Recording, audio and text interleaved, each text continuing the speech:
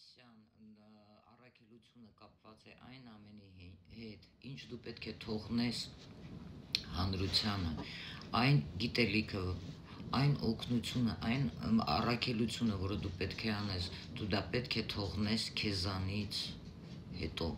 Սա բավականին կարևոր է, ինչ շատ մարդիկ չգիտեն այս մասին։ Այսինքն դու թողնես հետք քեզանից հետո, լավ հետքի մասին է խոսքը, հա, բայց ոչ վատ հետք, մնալով այդ ցածր վիբրացիայի մեջ, սանսարայի, այդ ցածր աստրալի էներգիաներում եւ չկարողանալով նորից դուրս գալ դրանից եւ գնալով այն աշխարհ, հոգի դուրս գալով նորից հետ ես գալիս, չհասկանալով թե որն է քո իրական առաքելությունը այս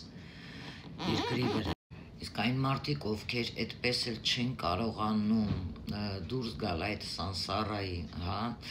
անիվից, մնալով այդպիսի ցածր էներգիաների վրա, իրանք այդպես էլ չեն կարողանում սիրել մարդկանց, հա, եւ ինչն է այստեղ հետաքրքիր, որ այդպես էլ չհասկանալով իրական սերը, հա, դեպի լույս մարդիկ այն ինչ ստեղծել է ձեզ համար արարիչ։ Կոնկրետ ինձ համար մատրիցան դա այն է, այսինքն տիեզերքը, արարչականը, որտեղ ես ներկա դրությամբ ապրում եմ, այս հողի վրա, մայր երկրի վրա։ Ես կարծում եմ, որ մատրիցան, տիեզերքը, մենք ինքներս ենք ստեղծել մարդկությունը։ Ճիշտ է, դուք կարող եք համաձայն չլինեք ինձ հետ, բայց իրականում դա այդպես է։ Դա արդեն ձեր կարծիքն է, հա, բայց ոչ իմ։ Ես բավականին շատ մարդկանց հետ եմ շփվել, ովքեր շատ են մտել աստրալ, տարբեր մարդիկ, ովքեր շատ մտել են աստրալ, դուրս են եկել եւ կարող եմ ասել, որ աստրալում էլ կան բավականին շատ էներգիաներ, շատ կարելի ասել նաեւ ինչու՞ չէ, դևեր, բայց որպեսզի դուք կարողանաք մտնեք աստրալ, դրա համար պետքա ձեր գլուխը, ուղեղը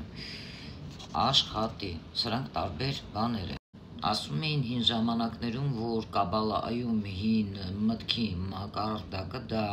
յոգայի հետ էլ է մեծ կապ ունեցել, այն էլ ագնի յոգայի,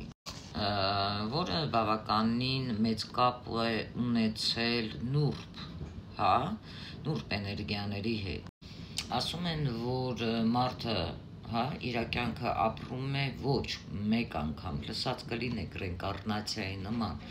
հոգին դուրս է գալիս, հետո ոնց որ